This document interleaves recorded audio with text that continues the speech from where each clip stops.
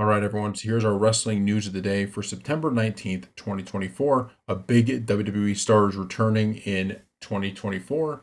Bret Hart responds to Goldberg telling him to grow up.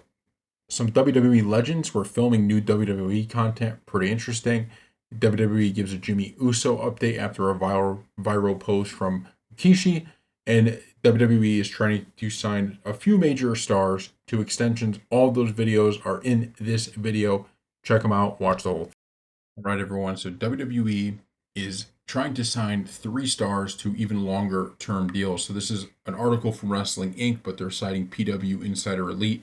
So this is what it says. PW Insider Elite reports that WWE has recently approached Rhea Ripley, WWE Women's World Champion Liv Morgan, and WWE Women's Champion Nia Jax about signing new long-term extensions.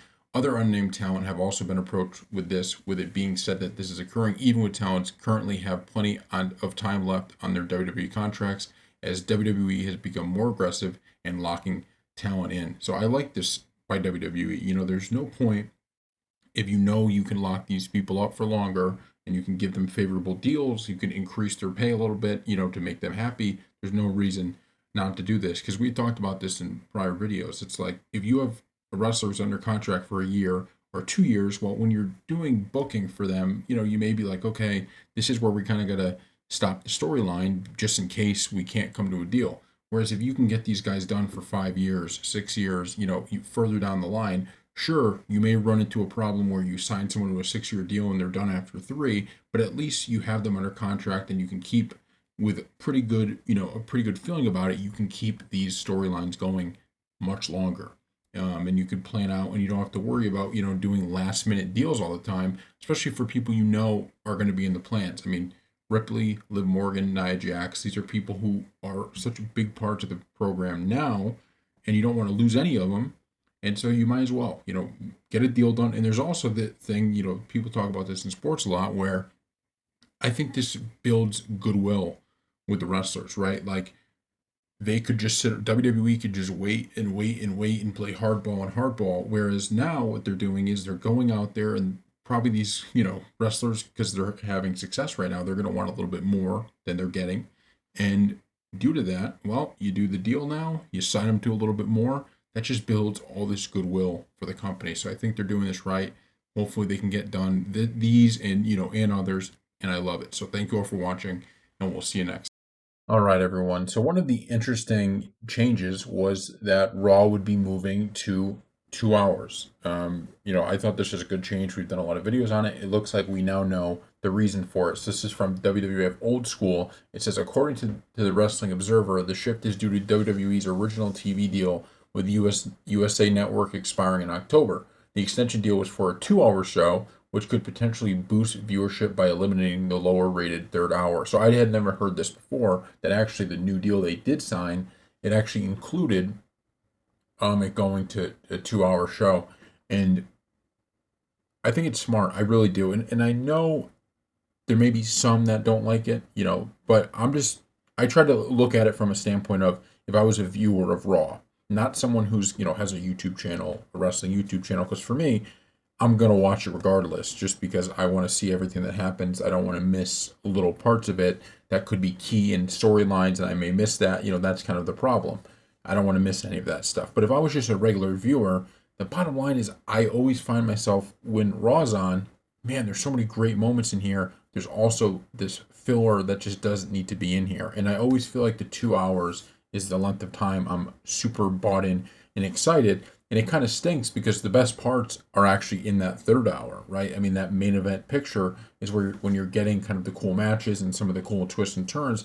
But by that point, you're not done with Raw, but you're like, come on, I want to see it. I want to see it. And so I think the 2 hours is going to work beautifully. I think the 2 hours is a perfect timetable. And then once they're done with this, they could stick it to 2 hours on Netflix. And then if they need to go over, they go over. But they don't need to force 3 hours worth of content. They just don't need to do it. They can put on 2 hours of show, and if they have to, they go 2:30. If they have to one night, they go 3 hours. Maybe they can announce beforehand. They could say tonight's a 3-hour episode or something like that. But I like this. I think they did a great job with that deal. So thank you all for watching, and we'll see you next time. All right, everyone. So, an article from TJR Wrestling is titled Absent Big Name WWE Star Will Return Before the End of 2024. And the star they're talking about is Seth Rollins. So, obviously, he was dealing with, an injury.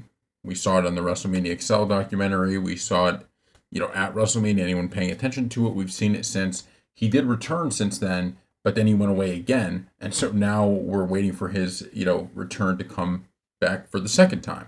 So there's a hint, and the article points this out. There was a hint on the Saturday Night Main Event, promotional material that he was there, which means that he's going to be back either for that show or before the show. So Seth Rollins is going to return before the end of this year, and I don't know where they're going to go with him. What's the next storyline going to be? How are they going to, tie him in with which championship is he going for? I mean, there are a lot of things that they could do with him. He's a big name star. It's always sad to see. Obviously, it's sad to see anybody get injured, but it's always sad when a wrestler that you really like to watch gets either hurt or just is away from WWE. Whatever it is. But it's always also awesome when you realize, oh wow, so we're getting to the point where he's going to return, and just that initial moment of return for these guys is just always so great. It's really what fans are they just can't wait for the return. And when the music hits and you see the crowd just go crazy, it truly is one of the best moments as a fan to see. So obviously you don't want people hurt, or you don't want people taking time away because you like watching them. But it's always like they take a break and then they come back like even stronger. The fans love them even more. And I think that's what we're going to get here with Seth Rollins. Like I said, I don't really know where they're going to go. I know that there were some hints of what they were doing with the storyline. Obviously he gets beat up by Bronson Reed. That's the last time we've seen him. But, I don't really know where they're going to be headed with this completely. All I know is whatever he does, it's going to be a big time main event. So we will see. Saturday night main event is December 14th. He's scheduled to be there according to the posters. So between now and then, he should return. So thank you all for watching, and we'll see you next. All right, everyone. So Rikishi tweeted out this the other day: "Dear God," with the praying emoji, praying for strength and health to continue. And then he did hashtag Jimmy Uso WWE Bloodline. He said, "Stayed, prayed for my boy." Hashtag Jonathan Fatu. And so this is what he put out on social media with the video package of Jimmy Uso, and everyone was like, "What the heck is that about? We don't know what that's about." And so Fightful's Sean Ross Sapp tweeted out this. He said, "I'm following up with people in WWE. They say they've spoken to Jimmy Uso, who says he's fine. I don't have any further context beyond that." So that's all we know right now after that post. That's what WWE is saying. They're saying that they've spoken to him and he's fine, but I don't know. Rikishi is just making headlines on a daily basis regarding stuff that he does and says, and I think part of it is kind of maybe he's trying to push himself into the storyline or push his kids into the storyline even more. Jey Uso is getting that title shot, right? I mean, it's not for one of the world championships, but it is for the Intercontinental Championship. So that's some good news. And Jimmy Uso, when he comes back, I have a feeling he's going to be playing a big part in this new Bloodline storyline that they got going on, because it's going to be two factions, right? You have the new faction, the old faction going head to head. So it's going to be interesting to see what WWE ends up doing with this. But the shocking thing was everyone was like, "What is Rikishi tweeting about? We have no clue." So thank you all for watching, and we'll see you next time. All right, everyone. So Rob Van Dam made some interesting comments on his podcast. So obviously we saw him on SmackDown the other day.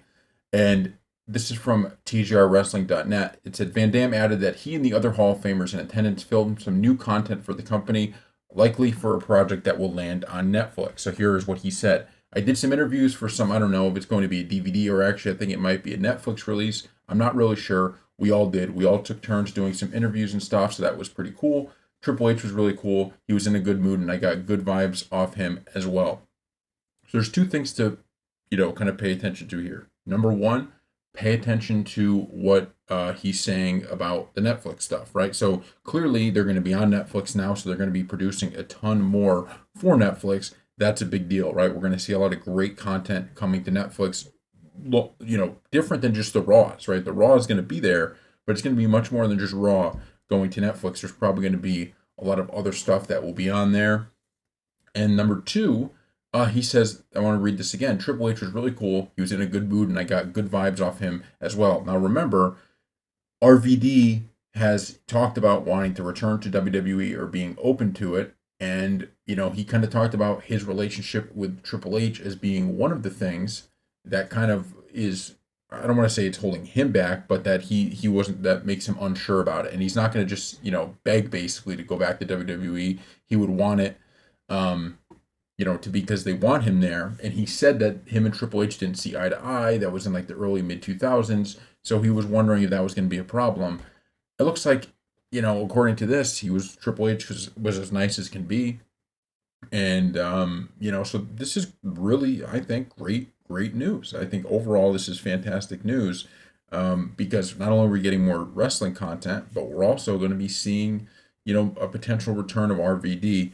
Hopefully, obviously he doesn't say that he's going to return here, but in the past he said he's open to it, and he's made clear that it's kind of his relationship with WWE that is the one that was, making him like, look, he basically he wants to be told, hey, we want you to come back versus him begging to come back. So thank you all for watching, and we'll see you next time. So there is no love lost between Bret Hart and Goldberg. Goldberg had this to say. He said, the Bret Hart thing is, it saddens me as a human being. That's all. I mean, first and foremost, I would never wish ill will upon any opponent or anyone like that to have an accident like that happen and end someone's career, especially who's, one of the best that ever was, 100%. It sucks. I'm not asking anybody to understand it. I'm just saying, just leave me alone. Yes, sir. I warned him the kick was coming. Put your hand up. Do whatever you got to do, man. It is what it is. Come on, man. I love you, Bret. Don't be such a prick. That's all. Grow up. And so the response to this from Bret Hart was a pretty simple one, which was, I don't pay much attention to Bill. I don't know that anyone does. So that was his response to Bill Goldberg, saying that, look, this is something that seemingly will never, this is something that seemingly will never be fixed at all. Bret Hart does not like Goldberg at all.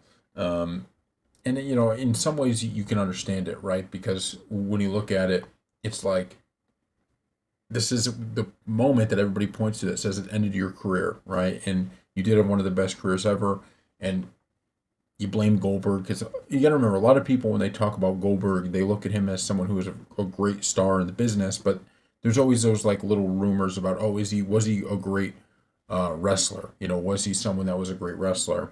And a lot of people don't think so, and so I think that plays into it a little bit, right? Like if this was someone who was a fantastic, or viewed as like a fantastic in-ring wrestler, I think sometimes it would be like, well, okay, this was kind of more of an equal mistake, just part of the business. Whereas if you're viewed like Goldberg is by some, not the best wrestler, then maybe people put more blame on you because I think, yeah, he probably messed that up. So obviously you always hope that these things, fix themselves, but in this case, it doesn't look like it is. Bret Hart remains mad at him.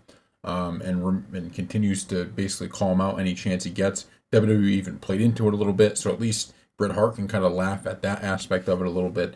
But yeah, this is something that doesn't seem to be going away at any point in time. So thank you all for watching, and we'll see you next time.